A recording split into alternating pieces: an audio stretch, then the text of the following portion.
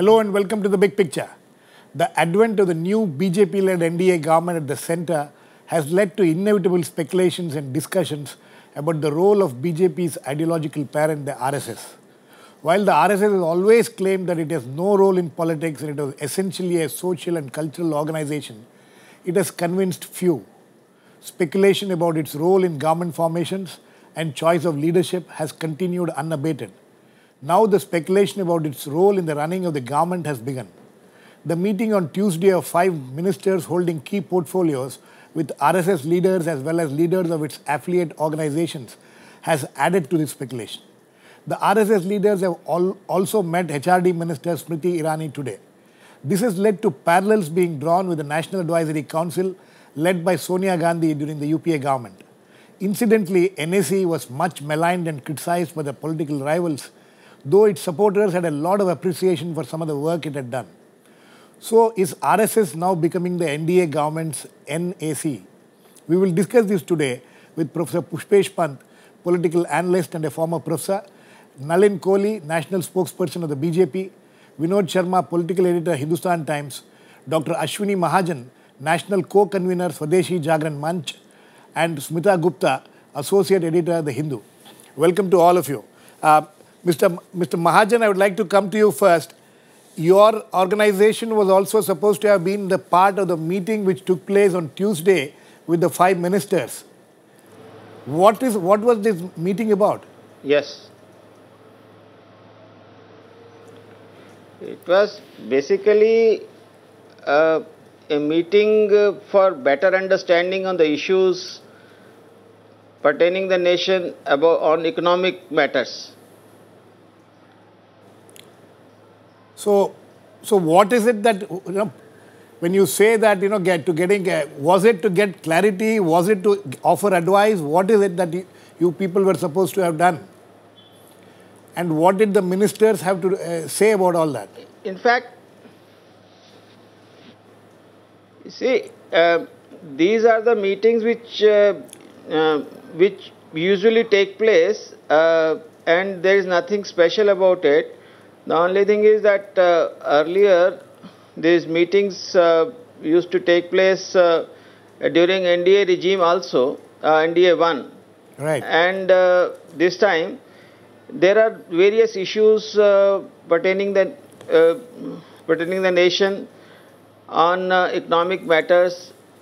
Say there are issues related to labor laws, there are issues related to the agriculture, there are issues related to cooperative sector and IPR and the foreign investment and so many issues. So for better understanding on these issues, this meeting took place. Better understanding. Professor Pushpesh Pant, and yeah. In all fairness, as Mr. Mahajan was pointing out, this was something which had happened in the past also, during the NDA 1, though it may not have happened in such an organized manner as it seems to be happening now. Do you see any problem with this kind of meetings? I don't see any problem at all. It was foreseen and it was foretold and it is happening, and I see no reason why a government of a particular party, majority, should be... What was foreseen?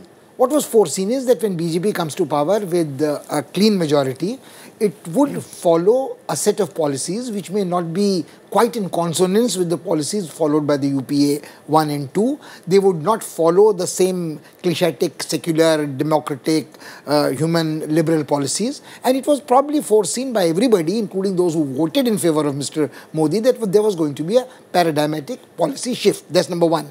Number two, that nobody imagined that once Mr. Modi and BJP come to power, they will sever the umbilical cord which they have with the RSS.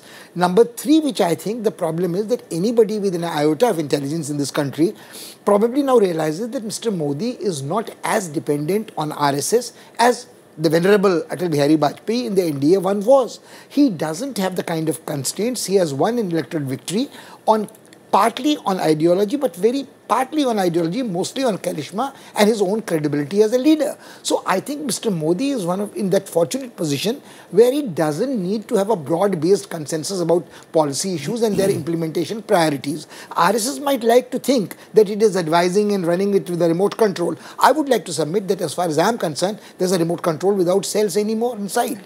So Mr. Modi is very much running as a captain skipper of his ship, which this country doesn't seem to have too many problems with, as the elections recently in Maharashtra and elsewhere have shown. Just leave out the by-elections in UP and Bihar, some seats in Madhya Pradesh, Uttarakhand, but I think by and large he has carried the states of Haryana and Maharashtra with him, and most people are willing to give him a little more time. I do not think that he needs an NAC like the UPA did. Before I go to Nalin Kohli, Mr. Mahajan, would you agree with that?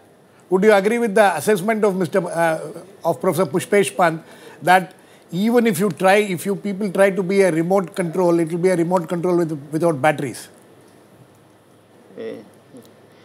We don't think, and we don't want to be of this sort. In fact, these are the organizations, let it be Bharatiya Mazdoor Sangh, Bharatiya Kisan Sangh, or for that matter Swadeshi Jagran Manch. We have been fighting for certain issues during NDA 1 regime, before that earlier regimes, and in UPA 1 and UPA 2 we have been fighting against FDI in retail. We have been fighting for public health issues. We have been fighting for GM, and similarly Bharatiya Mazdoor Sangh, Bharatiya Kisan Sangh and other organizations, they have been raising their concerns even during the UPA regime and earlier regimes as well. Okay. Therefore, whenever a government comes or government is functioning, it seeks advice from various quarters. And Absolutely. you know, even during budget making, finance minister talks to so many people. Therefore, there is nothing of that sort that somebody is acting as a remote control, or one needs to be, or one should be. This is not the issue. Okay. In fact, Mr. Mahajan, sorry. Have certain opinions. Mr. Mahajan. Yeah. Mr. Mahajan, sorry, I'll come back to you because you were mentioning about FDI, GM crops and things like that. It's quite interesting that you people, the Swadeshi Jagran Manch, at least has taken some stand which is not really in consonance with what the government is thinking or planning to do.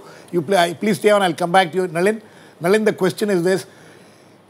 If we go by what Professor Pushpesh Pant says, then is all this a cosmetic exercise which is going on? I think it is because we are trying to look at models that don't exist from the spectacles of models that used to exist. No, the model we are talking about is NAC. I've answered it because I followed the debate carefully. Yeah. So I know where you're coming from. I'll answer all the questions. Let's go one by one. That the RSS is the ideological organization and the BJP has an umbilical cord on ideological issues is a reality. It's never been denied. It's always been accepted. So do a set of other organizations like the Swadeshi Jagran Manch, VHP, Bajrang Dal, many others. These organizations like the BJP are independent to pursue what is dear to them. We all do. We agree on some issues. We've also disagreed on other issues. But that is how organizations function. Now, next is when you compare it, if there is a meeting or if there is even an interaction, that does not mean there is a dictation that government policy has to follow from it. Government policy may or may not, just as government may meet CII, FICCI, individuals, foreign agencies, get inputs, suggestions, accept some, not accept some, keep some pending. That is the prerogative of the government of India, whoever is in government. Now let's come to the last point. When you say let's compare it with the NAC of the National Advisory Council was a creation where a cabinet status was given, people were appointed, they were given perks, there were government orders, a secretariat out of the government. The RSS is no such beneficiary, and as far as my understanding is, the RSS doesn't desire to even remotely be a beneficiary of this kind of largesse from any government. So I think comparisons are happening because everyone would like to find a remote control in the BJP just because in the Congress government a remote control existed. The ideological existence has always been there and the links are there. But to straight away link it to a remote control, I think is a little tad, maybe a presumption that is not correct. Okay, presumption. Vinod, is it a presumption? Well, you see, Nalin speaks so persuasively that at times I start thinking that I am agreeing with him, but I'll point out certain... You will start thinking... I start thinking that I am at end up agreeing with him. Carefully, I start thinking that I am agreeing with him. But I'm glad to have you thinking, sir. May I disagree with him most respectfully and point out, he's made an argument which I thought was a bit, it amused me a bit. He says RSS is not a organization, it can't be compared with NAC because it doesn't seek any perks, its people don't seek any ministerial positions. They only seek extra constitutional authority. Point number one. Point number two. This was exactly the charge against the NAC also. No, and point number two. In fact, the RSS intervention in governmental affairs, or its influence, let's put it like that, if not intervention, is not even comparable with the Communist Party's influence or intervention when their governments are running in states. It is not even comparable there because Communist parties contest elections. The question that was posed to the RSS is that RSS has all the while insisted that it's not a political animal, it's not a political creature, that it's a socio-cultural organization. And if I may point out to you that this meeting that has happened now between Bharatiya Kisan Sangh and Bharatiya Mazdoor Sangh and the Swadeshi Jagran Manch, this meeting has happened in the backdrop of certain labor reforms announced by the Prime Minister, about which he hadn't even cared to consult them before he announced them. So there was an element of disenchantment amongst these organizations. They may not say it on record now that they have had interaction with the government. In fact, BMS representatives who have been on this program have made it open that they were opposing the government on some of the issues.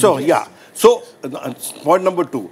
Point number three, if you look at the most respectful Mr. Mohan Bhagwat's speech, which was telecast live, almost in the form of a presidential address, that he disagreed with the notion of FDI. And he said that countries which can aspire for a future that is secure should be generating wealth of their own. No, in fact, Swadeshi, I'm sure Mr. Mahajan would agree with what you're saying. He also follows that. Yeah, precisely. So what I'm saying is that, and Professor Pant said that Mr. Modi doesn't need the RSS. The fact is that Mr. Modi is the creation of the RSS, unlike as much Mr. Atal Bihari Vajpayee, because he was running a coalition government that was being run on the strength of his persona. And he was a man, together with Mr. Advani at that point in time, who was in seniority almost equal to the RSS leadership. And he used to have open spats with Mr. Dattopant Tangadi because he was senior to him. Dattopant was senior to Mr. Vajpayee. And the Swadeshi Jagran Manch at that point, and we used to feel that Swadeshi Jagran Manch is raising the red flag far too often in order to keep the opposition space for the Sangh Parivar. And I think the same thing may happen again. Broadly, within there'd be an agreement, there would be some minor differences here and there, but they will keep on protesting in order to keep the opposition space, a part of it at least, when they are going to go and amend the land acquisition and relief acts and all that, and a whole lot of other issues which we'll come to the specifics. Nalin, very quick reaction before I go to for example, the BMS has also stood shoulder by shoulder with the left front organizations and opposed certain government's policies. Absolutely. So does that mean that the BMS has now started embracing the left ideology? So you can't buy that argument. The second is the RSS is an organization of the largest volunteer force. It crosses well over 1 million. Now, are you expecting that to be even compared to 7, 10, 15, 20 people who are extra constitutional authority and who brought Government of India to a standstill and destroyed almost the aspirations of 1 billion plus people in the name of National Advisory Council? Okay. Smita, my specific question to you is, when you heard all the arguments, my question is, how interested is RSS, you think, in having control over this government? Do you think that, all these moves which they are making, the kind of meetings which they are having, is this aimed at something? Is there a plan there? See, the RSS has a very definite worldview. And of course, if it has a government of its own ideology, it would like it to See, this is a dream. This is a dream of them there which has come true. Yeah. But having said that, I think there are 3 things that I would like to take up. One is we've been all talking about economic issues. The RSS's economic philosophy as articulated by the Swadeshi Jagran Manch is economic nationalism, which is sometimes seen as very close to the left, as Nalin just pointed out. Second is the Hindutva agenda. And the third is this belief in the collective. They don't believe in the personality cult. Okay? Now, Collective leadership. Collective leadership. That doesn't seem to exist anymore in the BJP. As far as the Prime Minister, Mr. Narendra Modi is concerned, of course, as far as Hindutva is concerned, he is Hindu, their Samrat. And there I don't think the RSS has a problem with him. He is the sort of the finest example of what they would have hoped. But as far as economic nationalism is concerned, it's not just this NDA government, even the previous NDA government. I remember once when Govind Acharya was the BJP General Secretary, I had asked him, I said, what is the economic philosophy of the BJP? And he had said, well, we have a left, we have a centre and we have a right. Very much like, in fact, the Congress. In the Congress, yes. Yeah. So that tension, I think, will continue. And obviously, the Swadeshi Jagran Manch and all these other organizations will want to influence this government. And they even during Vajpayee's time, these meetings used to take place. Now there is more focus. Perhaps it's more sort of upfront.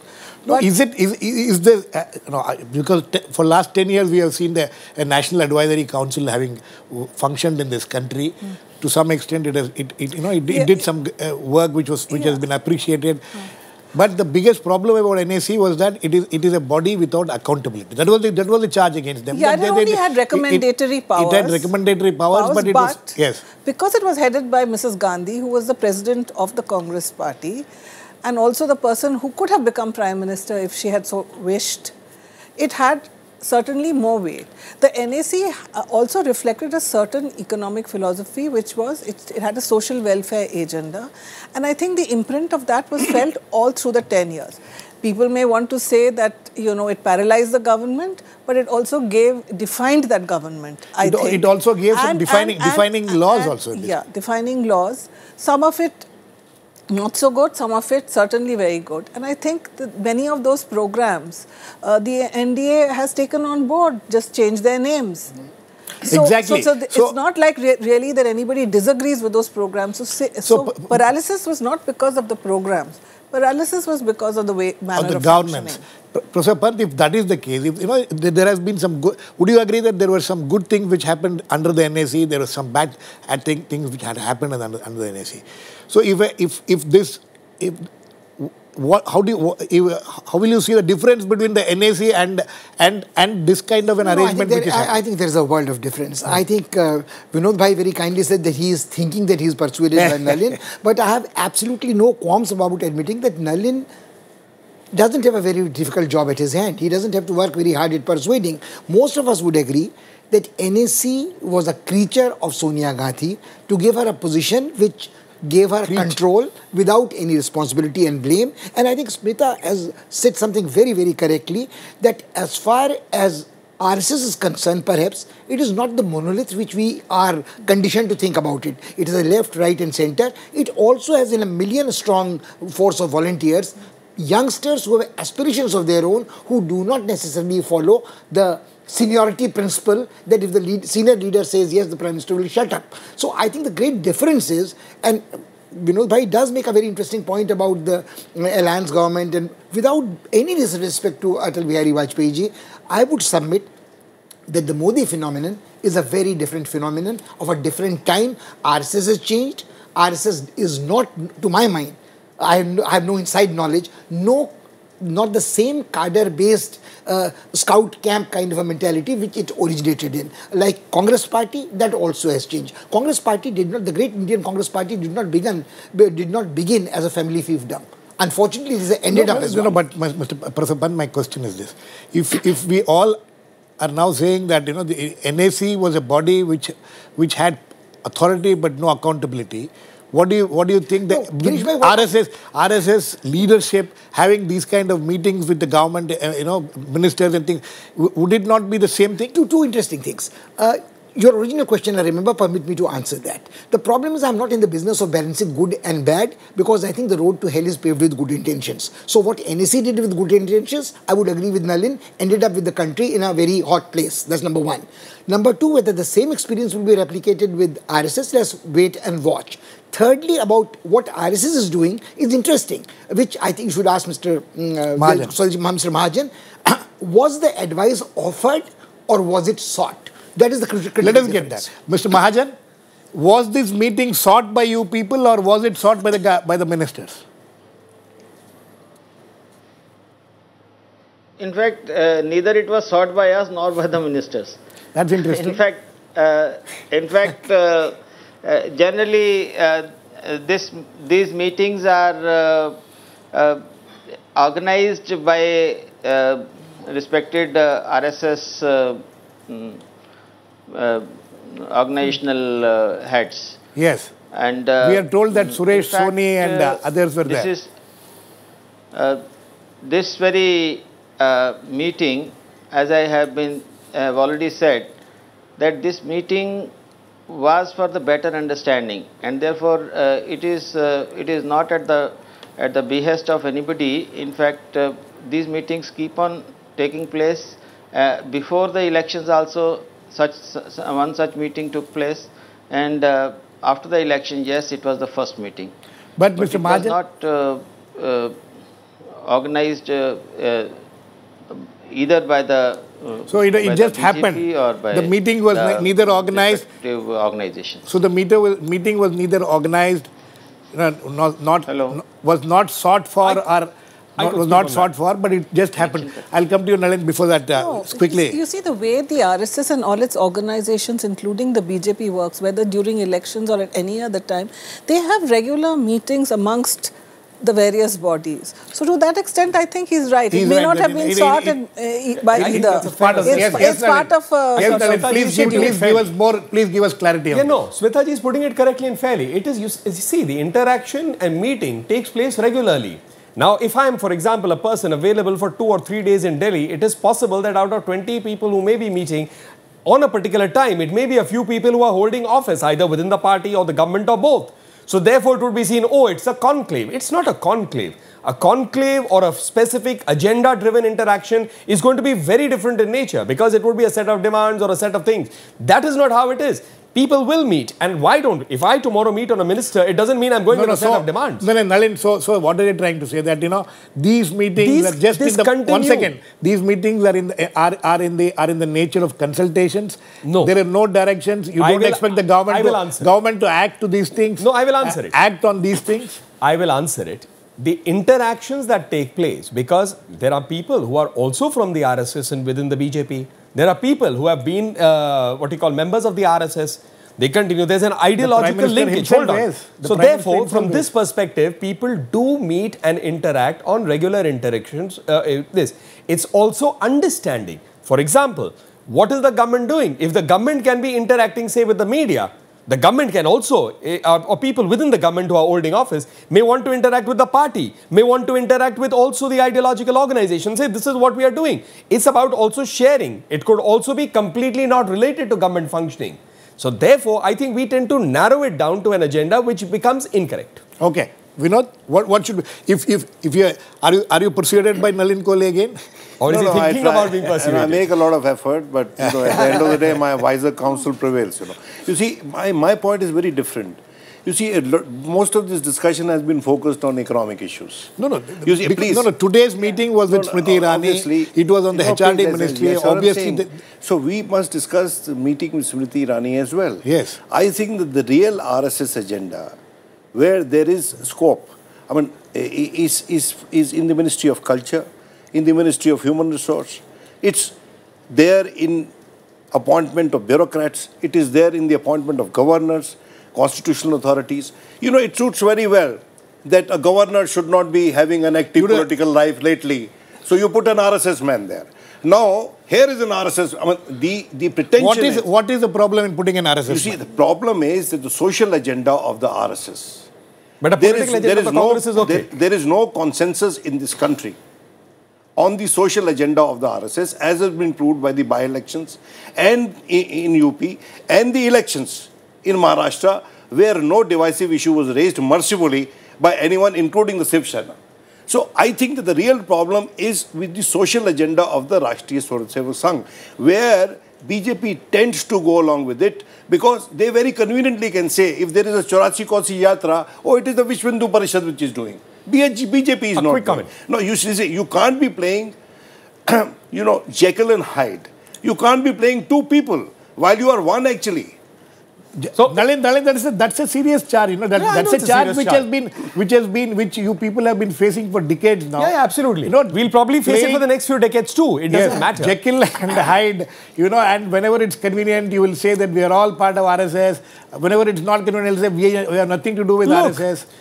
This we have heard time and again. Let me answer that, and it's my last comment because I'll have to move. Yeah, well, first of all my father and I can agree and also disagree. That doesn't mean I'm going to be Jekyll and Hyde with my father because I agreed with him sometimes and didn't agree. It's not about... I mean, everybody has a right to agree or disagree on something that is dear to them. And that is part of human interaction, number one. Number two, for those who choose to believe, to see how this is we have been victims of a certain agenda to paint us in a particular way. The BJP is like this, the RSS is like that. Now, those who will continue to paint will see it till perpetuity. That's okay. We can all celebrate differences, but that doesn't mean that is correct. So we are in our rights to absolutely reject it too. No, finally, before I let you go, so you think that these kind of meetings are something which will happen in future also, and we need not be worried about them.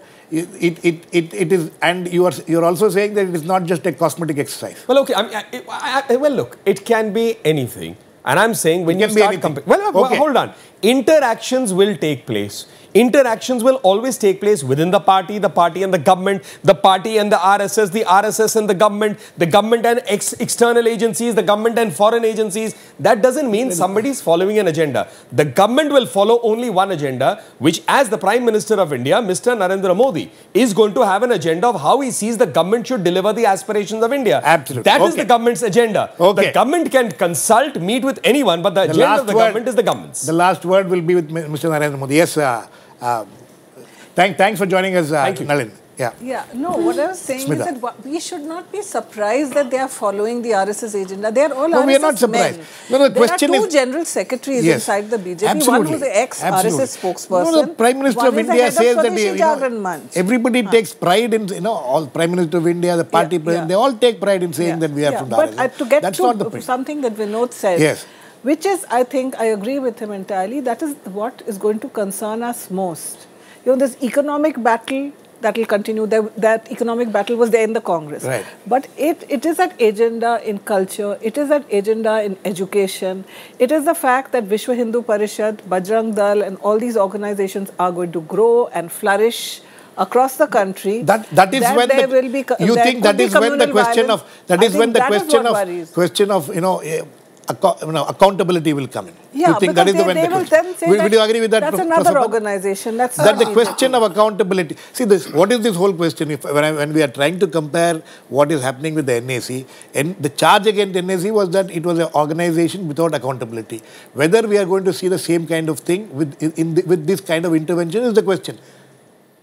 No, Girish, I'm really not worried about that. The question is very much there. But I think if the problem is getting apprehensive and worried about the social agenda of BJP, I think we have very little faith of the RSS. In the RSS, very little faith in the maturity of the Indian young generation. If we keep talking about the syncretic Indian tradition cultural, and if we think it is so fragile that RSS brainwashing in a 5-year period can undo everything, then I think we are not being very... I think on that hopeful note, we will end this program. Sorry, Mr. Mahajan, I couldn't come back to you. There will be many more days where you can come and express your views. But this is a thing which will wait and watch. As Professor Pant earlier said, that how this whole exercise will and what it will lead to is something we'll have to wait and watch.